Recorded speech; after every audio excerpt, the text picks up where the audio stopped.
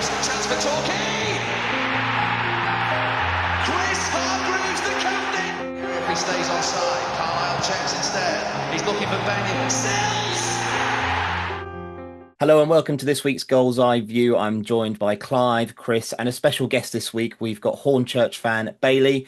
Thank you for joining us this week here to discuss, well, what's been a very positive from a Torquay perspective last couple of days. A comeback victory at Hornchurch and then another comeback victory at Dover last night. So we'll go straight into it. So Bailey, welcome. Thank you for joining us this week. How are you? I am very well, thanks. Thanks for inviting me on here tonight to have your discussion about Saturday's game, but also other things. But yeah, no, I'm very in the mood for where we are in the table. Obviously, we know that we shouldn't.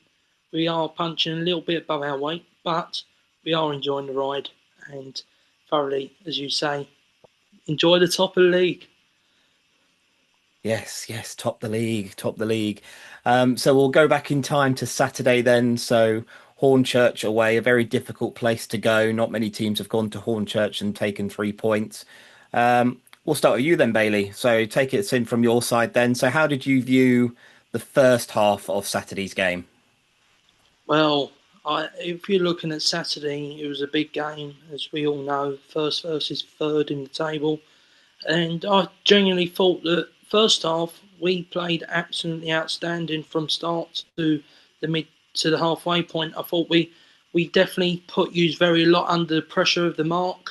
Angelo Balanta as well, as we know, he's one of our star players this season. Last season he wasn't in this moment where he's bagging them goals in the moments, but this year he's had a phenomenal season.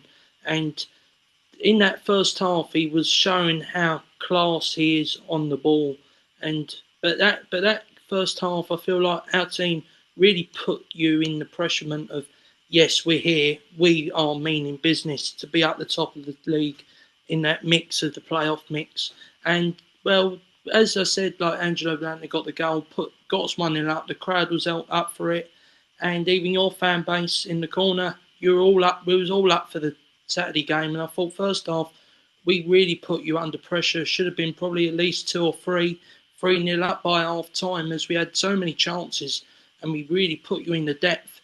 But as we went 1-0 up, then you got into the game and you had a few chances, could have scored early on as well there, a few from the corner, but then also you had that attacking moment where he just didn't get under his feet into Nasser's hands. But first half, I genuinely thought that it was in our hands to really walk away, getting into the second half, get more depth on yous. But then second half is what we're probably talking in a minute. I genuinely thought yous were outstanding. Yous definitely showed as what we said, the full-time establishment from being from the leagues above.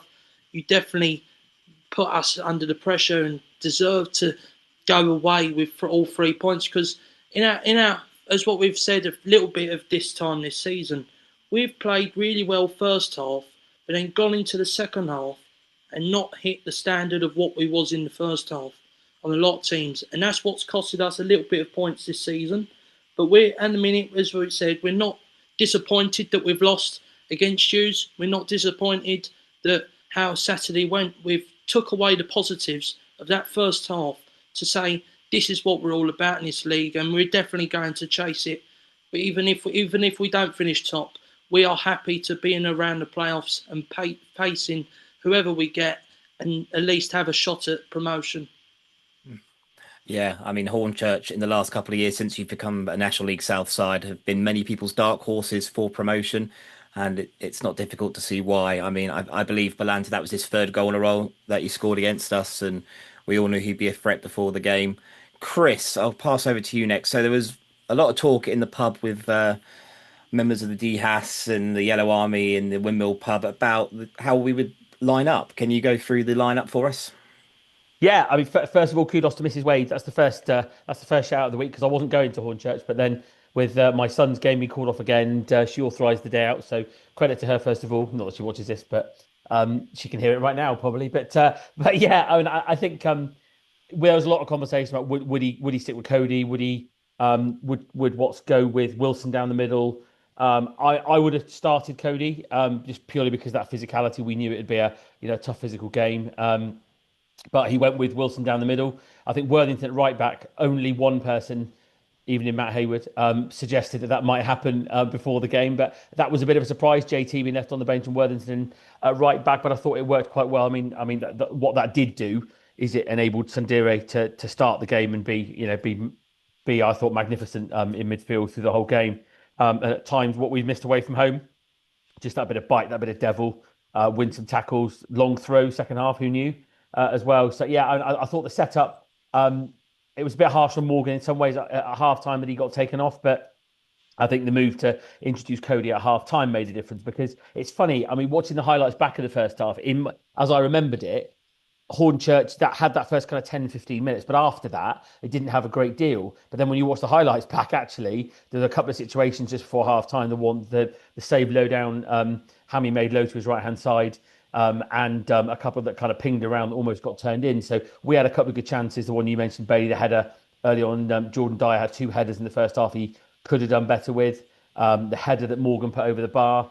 The chance Wilson had when he was in. So it kind of could have been 2-2 by half time, really, because there's some decent situations for both sides. But yeah, I think at half time we all felt that we needed to kind of up it a bit. And as Watt said after the game, we just stepped forward 10 yards in the second half, which kind of pressed the space and enabled us to get on the ball. Yeah, Clive, take us into that second half then. So as the goals have proven in recent games, we like to come from behind in these. I think that time it was the 4th time that we've gone behind in a row, and step up Jordan Young. Yeah, I don't think the conceding first thing's a deliberate tactic, is it? Definitely, we could make life a lot easier for ourselves if we stopped doing that. It was really important to get back into the game quickly, and 49 minutes, I think, Jordan's goal. Bit of pressure from Sonny Lowe, maybe forced a slightly dodgy pass across the back line, and Youngie was in there. He nipped through, and it's lovely to have a lad with his quality on the ball, really, because it never looked in doubt. Just slid it home like shelling peas, really. So that was fantastic. That was us back in the game, and we never looked back after that. I didn't think. I thought we were by far the better team. In fairness to Hornchurch, they kept going. And the last sort of 5 minutes, like it always is away from home, if you're not winning sort of 4-1, it was a little bit hairy, wasn't it? I thought the Queen came off the bench, played well. He looks decent down the left. Got some good crosses in. I'll come back to Hearn in a minute. I'll talk about him in a minute. I suppose it's all about the winning goal from Youngie. I'm sure teams in this league know what he can do now, but knowing what he's likely to do and stopping it seems to be 2 different things, doesn't it? It's absolutely lethal when he comes in off the left. There was pace on the attack as well. I think Nash broke it up. Fulston switched it across to Sonny Lowe, and he played Youngie in, but he still had it all to do. Cut inside and drilled it. It wasn't dissimilar from Balanta's opener. Balanta probably caught his a little bit better than Jordan, but it was pinpoint. It was in the corner, and that was the ultimate limbs in the away end at that point. That was fantastic. I was a bit disappointed with Harry Hearn when he came on, to be honest. I thought he was probably Hornchurch's best player at Plainmoor, and yeah, I don't care what anybody says. Torquay played okay that day, but Hornchurch were worthy winners. I think they're the best team I've seen at Plainmoor this year. He's got a bit about him, hasn't he? Hearn. I mean, obviously the Millwall connection might speak volumes, really, because the first thing he did was try to break Jordan Dyer's jaw. It's either a forearm smash or an elbow. I mean, if the referee's seen it, it should have been a sending off. But there you go. It's a tough game, and you got to try and impose yourself. I get that, but I'm waffling now. So what I'll just say is I thought we were fantastic second half, and you shouldn't get carried away. There's 46 games in the league season. Nobody's ever won the league in January, and nobody's ever won the league by winning 1 game. But that was a big 3 points. To come from behind against a really good team. You can wonder where the money's coming with Hornchurch. You can sort of be a bit affronted that why are we playing this team and why are they suddenly better than us? But at the end of the day, they are a good football team, and that's a really brilliant 3 points. Yeah, it was absolutely. Bailey, do you want to take us from the other side of the running track? How you saw that second half? Well, yeah, the running track don't help, does it really, at home stadiums? But no, the second half, as I said, for yous definitely come at us and definitely took the game to us a bit more than what we should have done. And sadly, we lost the ball within an instant. And Jordan Young slid home, who's one of your best players out on the field, as we said on the match day that he was going to be a threat before the game, and hopefully that we can handle him out. But second half, we just couldn't. He was everywhere, and our team couldn't stop him. Look, that's why he said got the second goal with pure talent, driven us off with the second goal. That was pure talent past Arthur Nasta from distances, like Angelo Belanta's first goal. But I thought, as well, I said, as you said, but I genuinely think that Jordan Young's goal was better than Angelo Belanta's slightly, because it was a bit more further out, and we just couldn't do nothing with it. And then, as you say, Daryl Maman, our manager, is a brilliant manager who knows this league in and out, who's got the pedigree of the leagues above, but also you've got to remember, which we hopefully might have the luck here, he's won all these playoffs before in the National League South with Ebbsfleet in previous. So is this the pedigree that we've got here? But he brought on the substitutes of Hearn and McQueen, but then he took off also Henry Sandat, who's kicked it on in quick succession for us lately, who's been unbelievable in front of goal. And I genuinely thought second half, once he brought them subs on, we did come at you a little bit. We did give you that tense of, oh, can you hold on to the lead? But we just couldn't find the back of the net, and deservedly, I genuinely, as what we said, second halves, we haven't turned up lately in second halves after leading at first halves of half time. But here, I think in this case, it definitely was going to walk away with views to go ahead and walk away with all the 3 points and win this big clash at the top of the half. But as here in this fixture, it just shows how much of a big tense the last 5 minutes was going to take it, and who could actually get these, see it over the line. Was it going to be used with the key defending? I thought you definitely kept us out the worrying of goal, because really this season we have been a good little bit of threat in front of the goal, and Hughes definitely defended that pretty well within the last 5 minutes and stopped us from getting that equaliser in the last 5 minutes. Yeah, as much as we can credit Jordan Young for the goals, I think it has to be said, I think defensively we were absolutely superb. I mean, Dyer had a really good game of football there at Hornchurch, I thought, and really kept us in that game. And, from the Torquay perspective, it's always a tricky place to go away from home. I mean, our away form hasn't been great at the start of the season, but it does look like, say it quietly, that we have turned a corner on that now. And we're starting to see the performances that we've been expecting from Torquay this season. And I think, I think it's testament to Hornchurch that how big of a 3 points that was for us at Hornchurch, because I certainly wasn't confident going in, and I think you'll definitely take a lot of points. And I'm not going to write you out of the title race, absolutely. I mean, at the moment, the ball's still in your court in terms that you've got the games in hand on us. But obviously, what's the gap? 4 points, I think, now after last night's result. But then Hornchurch have got to go and get the points on the board, whereas we've already got the points guaranteed. So it's going to be interesting to see how you crack on. Obviously, you had a postponement again last night, so more fixture pile-ups coming in. But it's just about, as we've mentioned in the past on the Goals Eye View, it's whoever can have the most consistent run towards the end of the season now is probably going to be the team that's going to win it. And not going to underestimate how important the 3 points that was. It certainly felt like a statement win. Paul Watton didn't go as far to say that. But Clive, Chris, do you feel like that was a statement win for us in retrospect? Ask me in early May and I'll tell you. But yeah, I mean, it felt like, before the game, I said it kind of felt like we needed, because there's been a lot of talk about our away form, which I now read is the third best in the league, which if you think what we won for the last five away, something like that. Yeah, and it felt like, Dorking, we won away at Dorking, didn't we, in early March last year, and that kind of felt like that kind of kick-started the exit run we had towards the end of last season. So yeah, time will tell. I mean, if we'd have lost last night, then it would probably have showed that it was a false dawn, because this league's so open, you never quite know. And as we saw with the start that we made against Dover last night, you can never quite tell. But it does feel like if you can go to one of your key rivals, and I've got no doubt that Hornchurch will be in that top seven come the end of the season at least. It felt like if you can go there, we've got Worthing to come later this month away from home as well. So if you can go to these games and like when we discussed after the Western game, there's kind of a threefold, isn't there? If you win, you gain points on the team around you. They don't get any points, and they don't get any closer to you. So that they're kind of important days, aren't they? So I think the pleasing thing was how we won it, because just at the moment, as Watt said after the game last night, we're getting away with continually going behind, and that can't carry on, because you cannot keep 5 games in a row we've lost the first goal. You can't keep doing that. You can't keep digging yourself out. But to have done that against a side as good as Hornchurch, I think is it's really encouraging.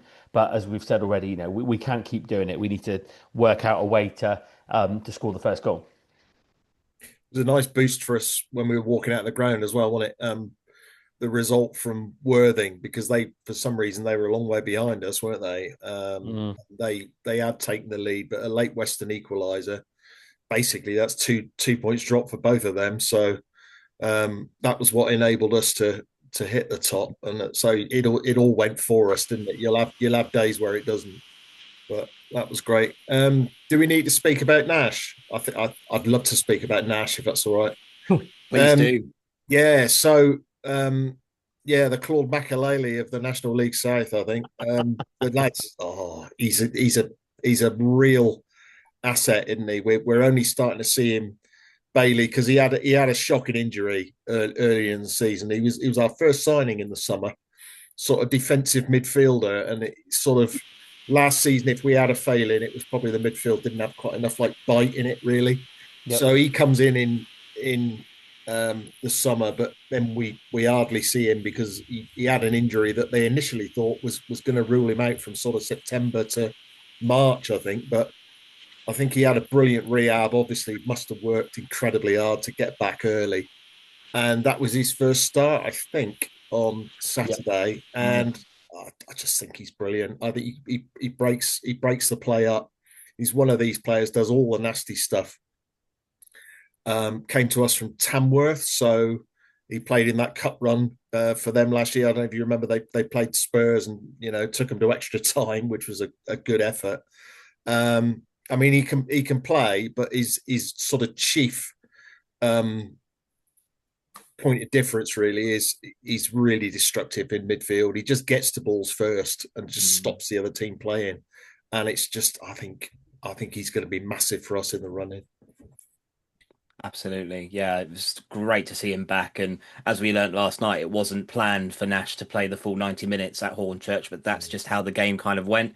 And he ended up playing the full 90, and great to see him back. And watch this Space Yellow Army. We might be hopeful to get him on here in a couple of weeks' time, perhaps. So watch this space. Bailey, in terms of Hornchurch, it was a club record, wasn't it? I believe a league attendance. Obviously, Hornchurch have come up the divisions and find themselves settled in this division now. How big of that, for a 1,500 crowd, which from our perspective, from a Torquay perspective, of course, we're used to getting 3,000-4,000 on a regular basis. But what does it mean for you as a Hornchurch fan to get such a big crowd for you guys on Saturday? Startling, I think he's absolutely proud to be associated with Hornchurch right now, because, as I say, I'm 20, and as I say, I've seen great, because obviously the FA Trophy victory in 2021, I was there, able to go, and I see that. And I've also seen the lows of us losing back-to-back playoff finals, and then obviously not last season prior, we won the league in the Isthmian Prem, to then getting 100 points above max of that in that year, to then last season seeing us in our first time returning back to the National League South. And I've seen that Bridge Avenue have at least 2,000, 2,500 because of them 2 playoffs. But I haven't seen anything higher than that. And on Saturday, to see 1,500 there was something to be proud and to be associated with, because we don't get, as you got to realise, we're a part-time team that's a little bit punching above our weight, but not also punching a little bit above our weight. But we're enjoying this little bit of a ride, that we're a little bit excited and a little bit, we're not getting carried away, because we don't want to. We're not a fan base to get carried away. We're just enjoying this moment, being at the top of the league, around the top. Even when we was at the top, we was just enjoying it and being a little bit quiet. And then once we're back off, we're back again with the quietness, because we don't want to tell everyone that we're at the top of the league, and just enjoying this, what we are, where we are now. We are thoroughly enjoying it. We're taking it game by game. And as we said about the crowd on Saturday, it was something to really be pleased about, to actually see, hang on here, is this what we're going to see in the next few weeks, in the next prior, because we've got Worthing coming up. That's going to be another big fixture at home. We've also got a few massive fixtures away from home with Dorking, but also as well Maidstone. You've got a few teams around us where we've still got to play, because it is still a big long way to go in the season. But as we talk about our stadium and with what we say, I know you probably all didn't have a little bit of an enjoyable experience within the segregation, but you've got to understand that we're a team that's come from below to then making our way up as we come along. Whereas use it, but also other teams have probably come from the leagues above and already built a key big stadium to also hit the summit, ready for the big football leagues. Whereas we're at the minute trying to get to where we want to be, above, in the leagues above, and have a nice stadium ready to be in that level. So we are looking to move home as we things stand. I'm still out of the blue. There's a lot of other fans still out of the blue on our end. But as what we say, we call Bridge Avenue our home, because there is something special there. But we know that we can't stay there for any much longer, because our ground's owned by the council, and the council ain't really doing anything to help us get to make our ground fit enough for them crowds, but also enough to, if we were to go up, the council will not be helping us at all as things stand. So even if we are trying to move, we've also got to put our money towards our stadium be fit enough to then make it out the pot for a new stadium. So you got to remember who's here. This is our second season here. It's all built time. It's gonna take a lot of time, but we're enjoying our ride.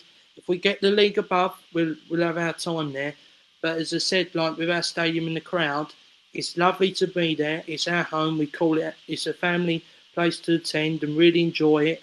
But here with the attendance, to say that if we get another crowd like that, it'd be absolutely brilliant. I hope it's really high, because it helps us to develop into like becoming more popular, for people to turn up, and we welcome anyone down to Bridge Avenue, because that's what type of club we are. We want people to enjoy football, and even with, as I say, with Hornchurch now, you've got to understand that we've got a lot of teams around us. Like, you've got all the big Premier League teams and all that, and you've got to remember all the fans go down there to play with. They go there, and we don't get many through the door. Last season we were third rankest in attendance. To now this season, I don't know if it's because we're up in the top half, top of the table, but last season we was ninth. We finished ninth. So then that, you shouldn't really say, oh, because we're in the top 7, the crowd's gone up, because really it probably is that, but also at the same time, because of these teams playing like on the Saturday afternoon when we're at home, you got to understand that we get less than that. Whereas that weekend, a lot of the big teams weren't playing in the area, and they all obviously must have knew that we had a big fixture, so all come down along. But that helps us. When no other big team plays, we get a big crowd, and that's what we love. We just love people coming down at Bridge Avenue. All right, but you also get the loyals there, and the loyals are the people that if you get to know the loyals, you want to be there more, because it shows how much a team, how much of a club, as I say, we always will welcome them, and also show off what we can do down at Bridge Avenue and Hornchurch. And I'd say our football is enjoyable right now. It is like a team playing everything. They've got desire, character, full of anything to say that we are in this league as things stand, but we are here to mean business. Everyone in this league thinks, Hornchurch are probably a part-time team that's going to drop out of top 7. I don't think we're going to drop out of top 7. Really, we're here because we are meaning business, and even if we don't get promotion next season, it wouldn't be a surprise if we went out and done it for next year. To even say, if we missed out on top spot, it wouldn't surprise me if we went and tried to aim for that top spot to actually clinch it. But as we said, Bridge Avenue's not probably fit enough to go up, or it's not fit for a capable capacity crowd. So if we wanted to go up, I think we've got to move stadium to then go up, because they'll be fit and ready to welcome all these teams like yourselves, basically. I think. Yeah, I think. Go on, Chris. You go. No, I was just going to say. I think what it shows, doesn't it? And I see Mark White's made a comment this week about people need to enjoy Torquay in this league, and I think what it shows is I'm a believer that you're in the league you deserve to be in, and I've not grown up watching us on this level. I've got 2 young boys who've come to a lot of the games, and they've never known us as a football league club. Whereas I grown up, we were a football league club, but you are where you are, and you are where you deserve to be. And I think it just shows that mixture, doesn't it, of kind of histories and heritages. If you look at where we've come from and look at the Hornchurch's history. But what I would say is, I thought the club did everything they could to make it a good day out. It's different to maybe what we're used to from our stadium, but it was a good day out. Everyone we met was lovely. The stewards were great. It was a really good match day program, and we had a good time. So actually, and that's for an away day. That's what you want. You want to meet nice people, enjoy the football. Yeah, it helps when you win. Of course, it does. But it was easy to get to from our perspective. 5 minutes to the Tube pub en route. It was a really good away day. And we didn't meet anybody that you wouldn't want to meet again. It's close to the Tube station, but it's quite a long way out, isn't it? Okay, the district line went on forever, Clive. All right, yeah, but hey, listen. When you've been to Hartlepool and Carlisle, it's only relative, isn't it? It's London's not a hardship for Torquay fans. I agree with everything you just said. I was going to put it slightly differently. I think it's the beauty of the pyramid, Bailey, isn't it? Really, because although there's a lot of debate about it should be easier to move upwards because of there's always a block with just 2 promotion places. Certainly out of this league, you got to win it or win a 16 playoff. We know all that with the 3-up campaign, but it is the beauty of it, because without trying to be sort of big-headed about it, we are playing at the lowest level in our history. And you're playing at the highest level in yours, and it gives you these matchups, doesn't it? It gives you the opportunity to get a record crowd there. I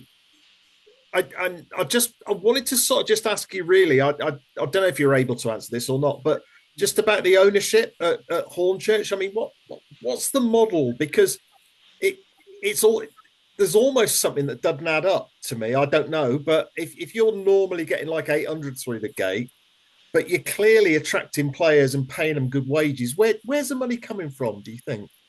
Well, I don't know, but I can only just praise our owner, Alex Sharp, and also Colin McBride, and also the people that are in and around Daryl. But you've got to also remember, you've got Daryl McMahon in charge, and Daryl McMahon is a man that's got full of everything that can bring to the table on a top half of a league table. He's got his connections, as we've seen. Josh Reese, Sam Ling, who else is Darren McQueen. You've got his players there that he's had. Miles Weston, another one who come on and did a job start there, and then he also the other few weeks ago he done something that was brilliant on the pitch. But it's what we say, that with the team that we've got a really outstanding team, and you've got to remember we've got the names there, but that's only to thank because of Alex Sharp and Daryl McMahon, because them two are the tension. Them two are the people that have been key of this project, and we've just gone I can answer this. We've just gone to 3 times a week training. We were 2 times a week to now 3 times a week, because we've got to remember we need to now try and get to where we want to be, and that's like even in the league above or pushing for where we are now. Because you got to remember, all these full-time teams train 5 times a week or 4 to 5 times a week, whereas we only train 2 or 3. So but as I said, Alex Sharp is one of the probably, I would say, not everyone's got their chairmans, haven't they? And everyone was saying everything to praise. Some people don't praise their chairmans because they've seen it all. But here at Hornchurch, we do not speak nothing negative about our chairman, Alex Sharp, because he is such a brilliant person, got time for everyone. He will also speak the honesty of what's going on. Like, as I say, he talks about the stadium move every single week. He'd let us know what's going on. He'd also let us know if there's any future signings on the way and everything. So it's everything with Hornchurch. He's building up positive every single week. And as I said, like, we're trying to get to where we want to be and maybe the league above in a few years' time. But this is our highest ever level. Last year we got our record finish. Now this year, if we finish in the top 7, we're going to break that, obviously. But we are trying to get to where we want to be, and that's probably National League, or even to the National League would be an absolute beauty. All of us are waiting to travel up north. We want to go to these away games up north because as you got to remember, we've always just been in the south, travelling around the local, whereas we haven't had the opportunity. The biggest opportunity we had was in 2021 at Notts County away in the semi-final, and none of us could go. And that could because of COVID. No one could go. So we've had our big game there up north where we couldn't go. So, but as I said, Alex Sharp. It's a shithole anyway, Meadow Lane. Probably, yeah. But yeah, so we haven't been up north. So as I said, but Alex Sharp and Darren McMahon are 2 brilliant people. And as I said, we can't thank them enough what they've done for our club. Brilliant. It's fantastic. It's fantastic. And it just goes to show, Hornchurch, again, another well-run club on the up, doing really well. And, I'll be honest, if we do meet again in the playoffs, Hornchurch is certainly one of those teams you want to be avoiding, in my opinion, either home or away, because you've got some real threats in that team. And, I think whatever happens this season, I think you'll certainly be in that top 7 bracket. And who knows, it could be us fighting for the title in a couple of months. You don't know. That's the beauty of football at the moment.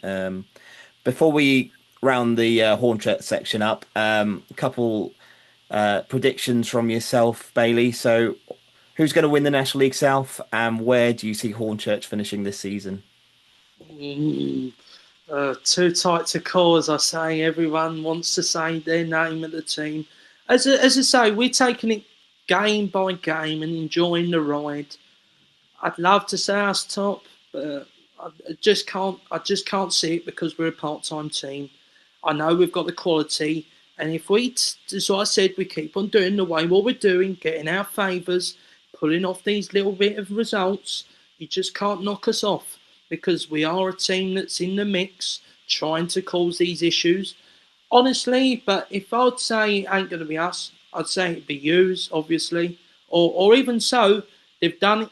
They've done it. They've been in and around it. They were off by the start of the season, and now they're creeping in. It's Dorking. I think Dorking are in the mix now.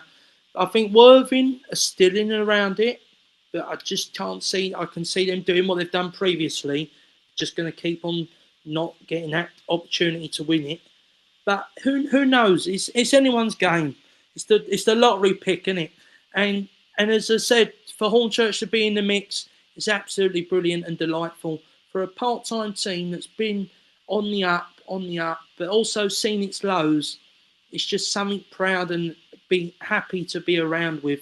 And but as I said, I think I can't see us dropping out of the top 7. Sorry, but I just think if whatever we get, it is what it is.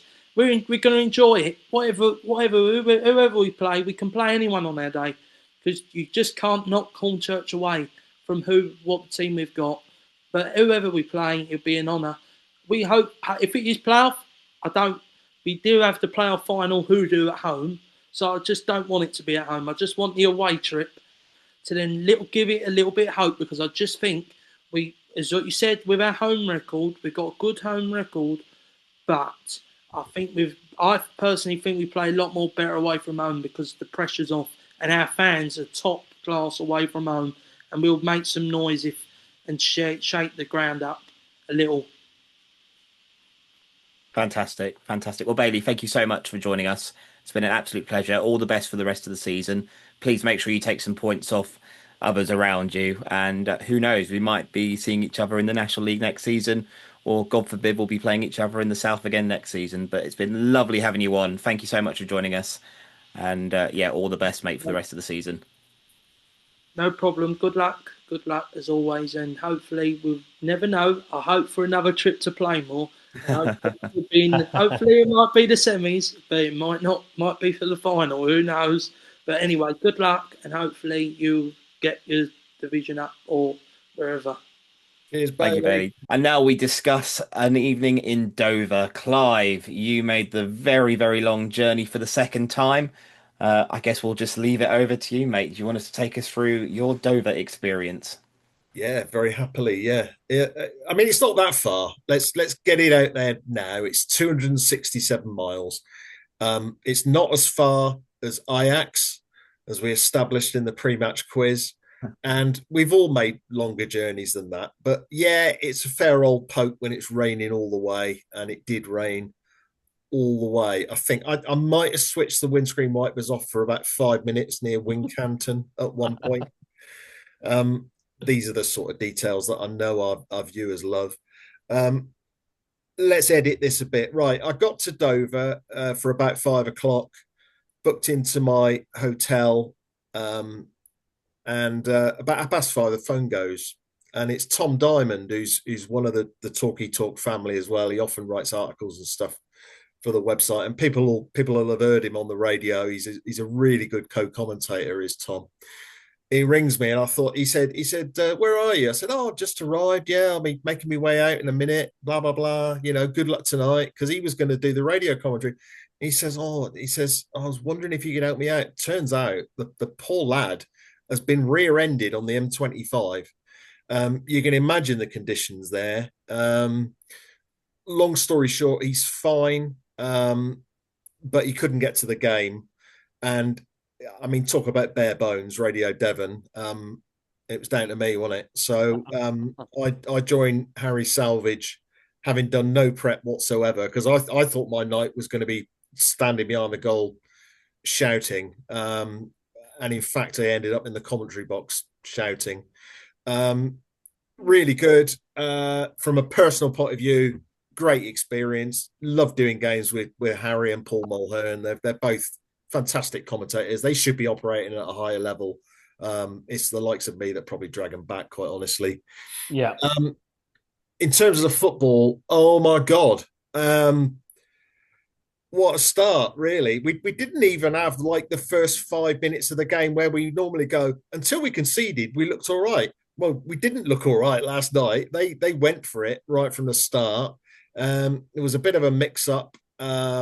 It was Dreyer, I think, with a clearance that got charged down, and they sweep home the first goal early doors, probably about 6 minutes. They immediately score again, but we're saved by the linesman's flag. Of all people, we then concede a good goal, in fairness, to Plainmoor alumnus Ryan Hansen. Chris, what did you make of that strike? I'll leave it to you as the honorary member of the Ryan Hansen Appreciation Society. I thought it was an outstanding goal. It was the best goal of the night, and I'm glad they lost. Yeah, this is a family podcast, so I'm going to apologise in advance for some bad language here, which was funny because it was the first time I've ever apologised on air for bad language. He scored, and immediately the 450 Dover fans struck up with "He Left Because You're Shit," which is one of the most joyous songs you can ever sing. I mean, we sang it about Armani Little at Woking a few years ago, and of course they were loving every minute of that. Little did they know that the talisman centre forward, Cody Cook, is back in the house. He started, as probably was predicted, I think, on a real pudding of a pitch. It was a Cody night last night, and with his first shot on goal, he gets us back in the game. Good low finish. either through the keeper's legs or certainly down low by his feet where he couldn't get it. So 2-1. And then before half time, we're on level terms. He hits a sublime first time half volley inside the far post and set us up brilliantly, really, having looked in a real state, I have to say, because the bit I missed out is that immediately after we went 2-1, they've hit the bar. So honestly, we were at sixes and sevens for a bit. And by that point, we were also without Jordan Dyer, who the manager said afterwards could be out for as long as 6 weeks, which is clearly a problem. But yeah, half time, 2-2, game on. Somebody talk me through a second half, because you don't want to listen to me all night. Go on, Chris. I'll leave it to you. Second half. Yeah, we both streamed it, Tommy, to me separately. Sound like we're together then, didn't it? I mean, it was a strange game, I thought, because I mean there were 5 goals. It didn't feel like much happened. It was a real war of attrition, wasn't it? I mean, Watts described it as a real kind of slog after the game, didn't he? And yeah, I mean, the second half, you kind of hoped at half time we'd kind of, because to get in level, let's be honest, was a bit of a result, because we hadn't been good. He hadn't created lots. Kieran Wilson had a chance, didn't he, just for half time when he was 1-on-1 and scuffed it. But that showed you the quality of the pitch, didn't it? It really was difficult. So you kind of hope we'd come out a bit like a Hornchurch, really. Second half, get on the front foot, get ahead and see the game out. But it didn't really play out like that. But it was such a hard surface to play on. It really was soft, which you'd expect, and that's fine.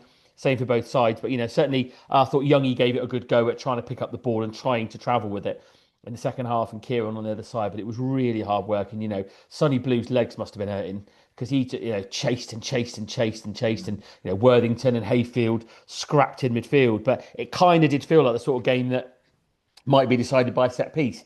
And actually, kind of not a lot happened for 20 minutes, really, had it? And then, and then we got, a good delivery from Sonny Blue. And one of my issues at half time was we'd lost every first contact and every second ball in the first half. Well, we won the first contact. Ed Palmer got up and won the first contact. It dropped into a bit of space. And Sam Dreyer, for a centre half, controlled it really, really well into the corner and kind of drove it into that far corner. And you just thought, you kind of wanted another one just to kind of make it feel better. But you didn't really feel like it was going to, didn't feel a bit like Saturday, really. You didn't feel like they were hurting us. They didn't really get, they had a lively, didn't they? Suarez Jr. up front, who was lively. But you didn't really feel like they were hurting us. And it wasn't until kind of the millionth minute, whatever it was, of injury time, where they kind of, we'd kind of repelled it pretty well, I thought, through injury time. And then a kind of ball got recycled and kind of came back in and dropped, 10 yards out. And I know James Hammond said to you after, Clive, his good job, it was straight at me. But even so, it was a good reaction to get his hand up. It kind of surprised him a bit, didn't it? And I mean, live, I didn't think it was a penalty. I've not watched it back, but it felt like he went down like a sack of spuds a little bit and was kind of looking for it. And is the referee going to give that in the 100th minute? Maybe, if it is, but you'd hope not. I didn't think it was. I'd have to watch it back, but it was kind of like an attempt to play the ball, and there was that confusion, wasn't there? Because I think on the commentary, Clive, you thought he'd given it. Luckily, on the stream, I'd heard the 2 beeps of the whistle, and you kind of saw a couple of our players kind of go like, because I think our players knew it wasn't obvious, was it? And the commentator on the stream was kind of like, "What's happening? What's happening?" I think I was screaming. I think I said nothing given. I think I said nothing given, but I didn't know. The trouble, the confusing thing was where the referee pointed, because he pointed. It looked as though he could have been indicating a penalty. Yeah, that's kind of did that vague direction. Yeah, and it was only like when the lino on our side sort of starts jogging in, and then you see movement from the benches as well. And it took me and Harry sort of 10 seconds to work out. Oh my goodness, that was the final whistle. I never felt comfortable last night. I thought they were really effective in the conditions. I think it's a classic example of conditions being a leveler, really. Yeah, but they had a lot of spirit. Dover. I think it could turn out to be a very big 3 points in the season, because you're not going to win many games from 2-0 down. It doesn't matter how good you are. It's just difficult, and we hung on in there. 2 bits of quality from. In fact, well, they were all good finishes. And I think that we were a little fortunate, I would say, to get the 3 points. People may view that differently because we're clearly a better footballing team than Dover. But on the night, I didn't think there was all that much in it. Really, I'll be honest. No. Would have been an awful game to lose, but we Yeah. came quite close to doing that. It was a horrible watch, yeah. absolutely horrible. But I thought, Tommy, just before you say what you thought, I thought you were spot on what I saw you put on social media after the game. That, some might say that's the kind of game that champions win. Some might say that that's the kind of result that wins your titles. But it is, isn't it? It is. Those dirty, filthy pitches where the conditions are tough. It's those games where you find a way that can get you where you want to be. Luck yeah, I plays get a part as well. Luck Mhm. plays a part as well. Yeah. Absolutely. They've had a goal disallowed for offside. They've hit the bar. We can't claim any credit for either of those two things. It's great to be a good football team, but it's not a bad thing to be a lucky one either. No, but I tell you, it was just horrible to watch from minute one to the last minute. But fair credit to the lads. I mean, that felt like a game that we would have thrown away potentially in some last season. I mean, I harbour back to like Slough in that 96th minute where we've conceded right at the end. But it just shows what character we've got now. And we've been saying this season how we've gone for quality over quantity this season. And with the injuries that we have had at the start of the season, that has definitely hindered us. But now we're seeing the rewards, and I think credit to Paul Watton for making the changes. I wasn't surprised to see Nash not starting, and as we've said, it was definitely a Cody Cook kind of night. And how great that he finally gets on the score sheet, and not only that, but with some quality goals as well. That second one is superb, and I tell you what, we're going to need him for the rest of the season, Cody. So to get those goals on a very tricky night in Dover is very welcome, and I'm gutted he couldn't get a hat trick, but we've won the game. We've won the game, and that's what we've got to do. There were a lot of postponements last night, and I'm sure there were a lot of clubs and players and managers yesterday watching on that result and at 2-0 down thinking, here we go, we're back. They're going to bottle this, and we've turned it around and we've got the 3 points. And nights like that can be very vital come the end of the season. It's obviously still a long way to go. As I mentioned previously, Hornchurch have still got games in hand on us and could potentially overtake us, but we're making everyone else chase us now, and that is so vital, especially going into this weekend against Dorking. I mean, what a clash that's going to be on Saturday.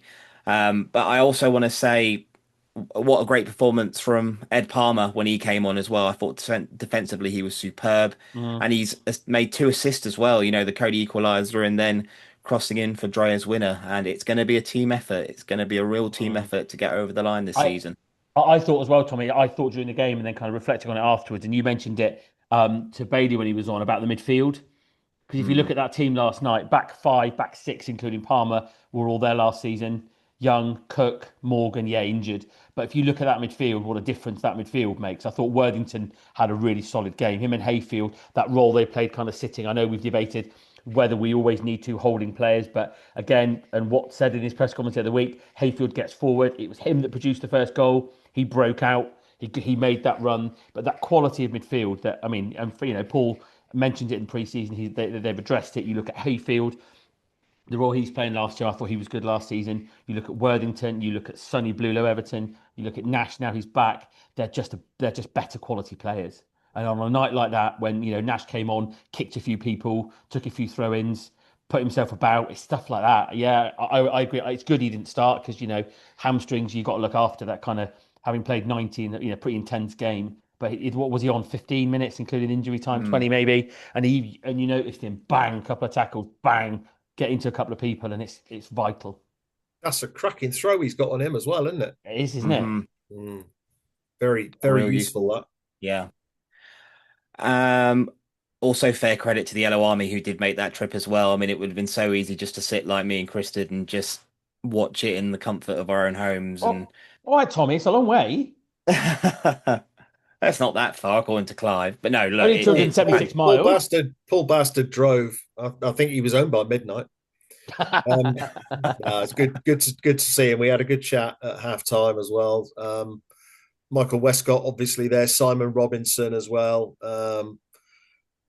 Clubs in good hands, and Oh goodness, it just feels so good when you get to the end of a night like that and you've come out the right end of it. It's fantastic. It doesn't have lift the spirits, I can tell you that. And of course, what that meant was the goals have now gone 3 points clear at the top. Dorking to come on Saturday. So unless we're in for a real thrashing on Saturday, then whatever happens, we should still be top of the pile come Saturday evening. But again, I think Paul Watton's said it in the past as well. Like, do you prefer to be chasing a side, or would you rather be at the top there? For me, let the others chase you. We're there on merit. We've done really well to get there, and last night with all the postponements, as I mentioned, it was very important that we took advantage of that situation, and thankfully we did. Do I think it was a penalty? There's definitely a shirt pull. I can see why. I think if the shoe's on the other foot and it happens against us, we'd be baying for a penalty. But thank God the referee didn't give it. And yeah, it was interesting listening to the Dover manager in his post-match interview. He felt that the referee was being waylaid by some things being said on the side of the pitch by our coaching team. So he felt like we were a little bit more tougher, I suppose, than they were. But don't blow a 2-0 lead is what I've got to say to that. You were in the ascendancy, and that's all I'll say. Anything else I from thought the Dover? referee, um, it was an interesting performance. Really, I'm sure it's a tactic, with refs that they keep their cards in reserve. There was a classic example of that last night because there was a good few challenges going in through the game and a fair bit of contentious, a fair few contentious episodes, but he didn't book anybody until an hour. I haven't counted them, but he must have booked half a dozen after that. It was like he did nothing disciplinary wise, and then every foul was a yellow card after that. And I think they do it deliberately because they kind of know that if they're able to brandish the cards towards the end of the game, it sort of keeps a bit of a lid on it. But it was sort of Jekyll and Hyde really, and you didn't end up with consistency. A foul in the first half was unpunished, and the same foul, you get a yellow card at the end of it. Where he got 7 minutes from, I'm not sure either. Because to be fair to Dover and I think us as well, neither team really did any time wasting. Um, there were a few injuries, but 7 minutes, it's hell of a stretch. He ends up playing about 9.5 as Mm, well. So if he mm, had given that penalty, I mean, there'd have been hell on, wouldn't there? Let's be honest. mm. Watton would have been screaming the house down, and you could understand why. You wonder really in a situation like that whether the ref should sort of blow the whistle when the ball's in a sort of neutral area. They're very happy to sort of manage the game to suit them in terms of when they get their cards out. It's quite a well-known tactic to sort of wait until the ball's in the air over the halfway line, blow your final whistle then, rather than giving the home team yet another chance to attack and then putting yourself right on the spot. It was a bit odd that. Mm. And before we move into Kelly's corner, also I think fair credit to Dover for, you know, communicating this time about the two pitch inspections and also the great work by the ground staff to get the game on. I suppose that's one of the perks when your ground's located on top of a hill pretty much, is it all drains quite quickly. So and I think Worthing are going there on the weekend, so good luck playing any nice football on that, Worthing. So positive all round. We've shown great character. 6 points from six from Hornchurch and Dover is a fantastic result, and all eyes go to Dover on the weekend. Anything else before we move into the corner? Lovely. I think we're all desperate for a tea as well. So extended goals eye view this week. So Kelly's corner, we asked which players stood out the most in our wins over Hornchurch and Dover, and also your Dorking predictions. So I'll start with the ones on Twitter, and let's start with Tony Carroll. Thank you for writing in. Says Nash on Saturday for sure. What a player we have been missing. The team not to have the same heights last season, but Low Everton worked hard and looked dangerous. Good to go and get 2 consecutive games here in the Southeast completed, and fair play to all those who made the long journey to Dover on an awful day for travelling. A little less pressure on Saturday now. A draw, not a disaster, but hopefully sneak what we've got will be a very close game. 2-1, says Tony. worry if we score first now. But if we won our last 5 when we go behind, so it feels like a long time ago. But yeah, that's the tactic, isn't it? Just go a goal behind and we'll win the game regardless. Paul Mahern says Cody Cook is the answer. Great to see him back in amongst the goals, but the whole squad deserve credit. Though with Louis Dennis back for Saturday, that's very important. He's now served his 3-game suspension. It's an interesting dilemma for Paul Watton. A wise man once said that only fools make predictions. So I'll go for a 2-1 home win. Disco Barry says, agree with Paul. Cody back with a vengeance. Add Sundial to the starting lineup from the off somehow and let's stuff Dorking. But we must sort out our defence. Need to challenge the attacking man early and not stand off. Hopefully a 2-0 win to cement our position at the top of the league. Ollie Ray say Cook and Young come to mind, but personally he gives it to Sunny Blue Everton. And he's going for a 1-1 draw on Saturday because, in his words, he's boring. James Harox says Cody and Sonny stood out for me, but massive credit to Ed Palmer when he came on. Thought he was brilliant, won everything in the air and got 2 assists. Be a tough game on Saturday, but going for a 3-1 win for the goals. Joe Ugg says Nashi was immense on Saturday and made an impact in his short spell on the pitch last night. His ability to break up play was fantastic. Cody got us up the pitch in the second half on Saturday, which is key, and his 2 goals last night were excellent. Youngie too for his goals on Saturday. And there is a few on Facebook as well. So thank you everyone once again for contributing. 5 on Facebook. So Ian Tyson says standout was Youngie, Wilson and Sundial at Hornchurch. I think Cookie and Palmer need a mention from Dover. And Sunny Blue Everton has been excellent for a number of weeks now. Dorking, I want to say 2-1, but he reckons a 1-1 draw. Steve Saunders says, I think Sundial commanded the midfield at Hornchurch and his return could be key in the run-in. Great to see Cookie back on the score sheet at Dover. Him finding scoring boots could also be the key. We're looking like a winning squad at the moment, so I'm going to go for a 2-1 win over Dorking. Neil Grimwood says Hornchurch was a great team performance and a standout game for Young, showing quality with his 2 goals. Dover, under terrible conditions and a poor pitch, wasn't for our playmakers, but Hayfield had a superb game, as did Cook with 2 superb finishes. Also a shout out to Palmer for coming on and being so solid and getting the assist for the winner. We beat Dorking 2-0. Cleano. Phil Upton, Cook is on form and getting needed goals. He will be competing now that Dennis is looking over his shoulder. I reckon 2-1 to the goals on Saturday. And finally, Paul Dennis. I don't think there is one standout player. I think this shows the strength and ability of the squad. Just imagine where we'd be if we didn't have those long-term injuries to Nashi, Cook, etc. It's such a shame now that Dolan is out for the rest of the season. Thank you everyone for writing in this week. And we'll move swiftly into Dover for this extended episode. Can I just add as well? Yes. I think a player who no one's mentioned there, who is outstanding, might be going a bit far, who is very good in every game is Sam Dreyer. You have to have that physical presence, that increasing in that leadership. Now he's got the armband as well. I just think he's very impressive. On Saturday, I thought he was brilliant. Nothing gets past him. He wins headers. Yes, he made the mistake last night. I take that.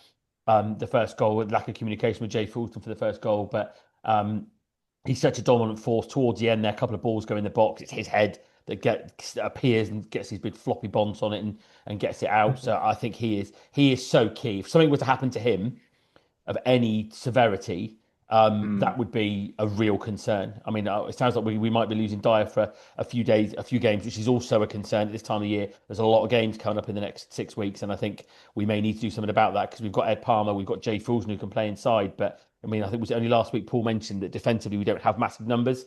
So that might be something to look at. But Dreyer is so key for me.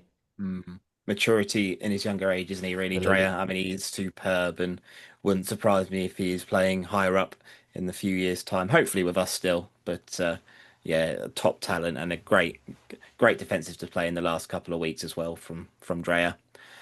And now we move on to Dorking. First versus second into the... I'll say that again. Sorry, Swanee. And now we move into the weekend. So we've got Dorking at home, Mark White's boys coming to town. And of course, Mark White had some really nice things to say about Torquay, didn't he, in his post-match interview last week. And very kindly, I think we call him a friend of the podcast now, can't we, guys? He's very kindly answered some questions for us.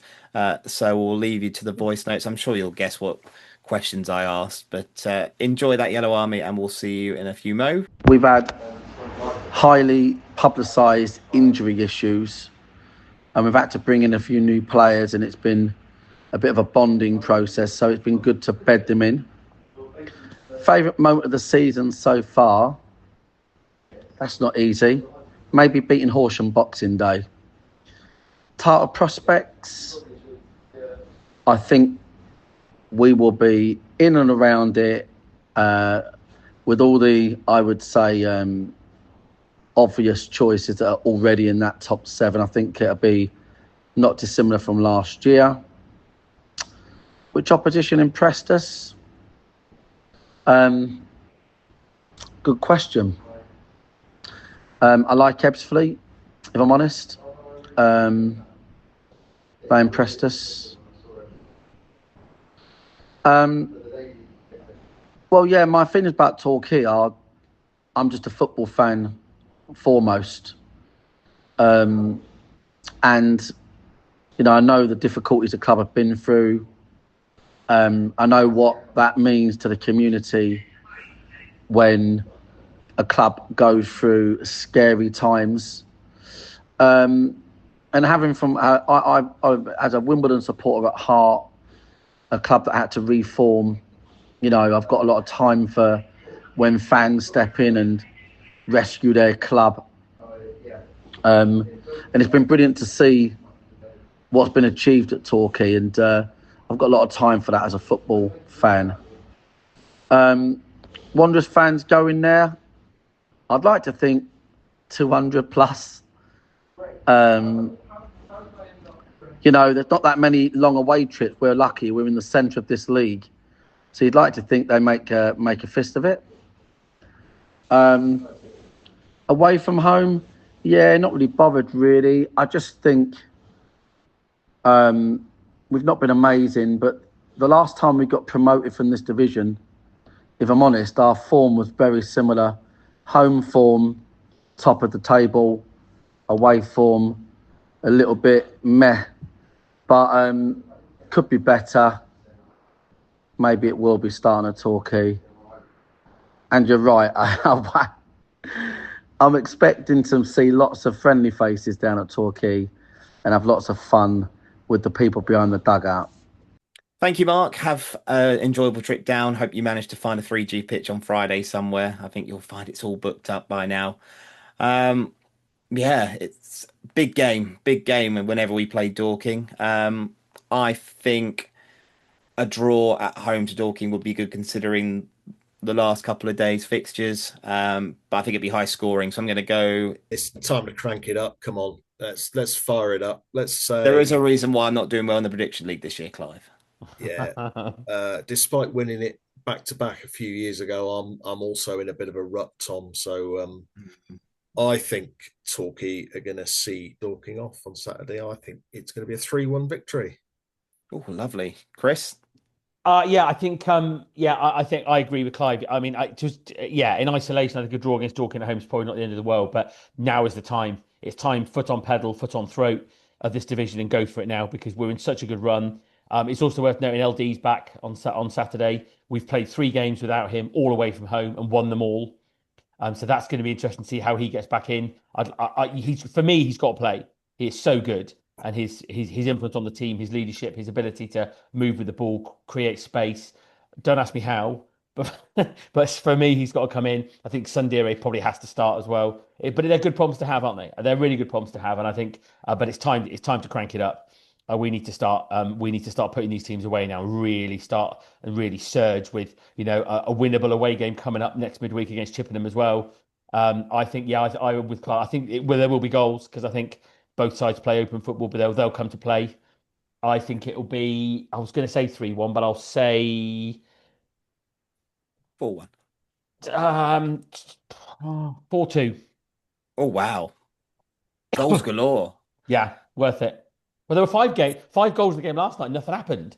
So surely two sides trying to play football. Something like that. Yeah, and it's interesting to note as well. Dorking have only won 4 away games all season. Their home form's superb, but away from home, they're finding it difficult. Whereas we've thankfully managed to turn it round. And no, it's going to be a fantastic game. I'm gutted that I'm working, and I'm going to miss it. I'm working all through the afternoon, but fingers crossed that we can get the 3 points and build more of a gap at the top. That'd be fantastic if we can build 6 points to them come Saturday evening.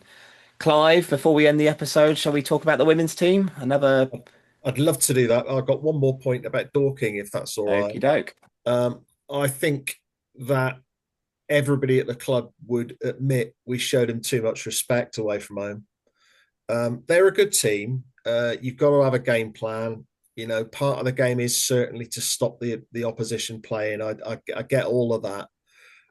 But we went up there and set up in a way that really we were hoping to nick a win rather than getting a win.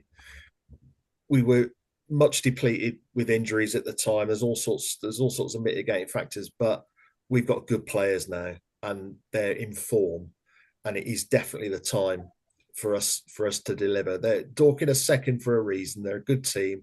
They're well managed. They've got the best PR operation in Western Europe, but it's time. It's time to show them who's boss. In terms of the women, they continue to show their opponents who's boss pretty much. A really good 4-0 victory over Pooltown Ladies on Sunday. Perfect start with Beth Everson going down the right, as she so often does. She's a massive threat down that flank. Crosses to the far post, and Matty Franchi pops in. Franchi, I should say. I'm sorry. Pops in an opener after a minute. Molly Taylor, best player on the park, best player in every position on the park for me. I can't speak highly enough about her. She scored 2 goals, almost unstoppable in the air. And Chloe Pengelly, she did what she does, to coin a phrase. She knows where the goal is. Smashed home the third, and it was a comfortable 4-0 win. It could have been more. Tough game, I think, on Sunday, to coin another phrase. They've got Sherborne away, who were obviously their nemesis last year. We've already beaten them at Plainmoor, but if we could get 3 points on the road on Sunday, that would go an awful long way to cementing our title challenge, I think. Hopefully it'll be on with all this rain that we've had in the southwest for what feels like the whole year so far. Do they play on 4G, 3G? Maybe Mike White could go there. They actually played on somebody else's pitch last year, so I've never been to Sherborne, because the big game last year was played at Ilminster of all places, across the border. So yeah, I can't offer any intelligence about that, Tom. But yeah, another big game for the women, and good luck to them. We should probably do predictions for Chippenham as well, shouldn't we? Because we've got another game next week. Oh, of course, yes, Chippenham away. That's got to be 3-1 United. 3-0. Yeah, I'll stick with 3-1. That was the scoreline last year, of course, when Zanzala bundled home goal of the season. So yeah, let's stick with 3-1. It might be lucky.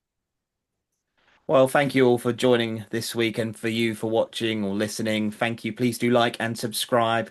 As mentioned, we're trying to get the numbers up. The more numbers we get, and the more we'll be able to do for you, Yellow Army. I did do a blog for Hornchurch, but it hasn't been used yet. So do let us know if you want to see a little video blog of my day going to Hornchurch. Yay! I'd love to, Tom. Yeah, we all want to see it, Tom. Yeah. Get on it, Swanee. Get on it, Swanee. But no, honestly, thank you so much for, if you have lasted this long, watching us rabble for the last hour. Good luck, Swanee, with the edit. Yeah, let's hope for another positive couple of days against Dorking and Chippenham. Thank you for your support, and we'll see you next week. Come on, you Yellows. Here's Hargreaves, chance for Torquay. Chris Hargreaves, the captain. If he stays onside, Carlisle checks instead. He's looking for Benyon. Sells!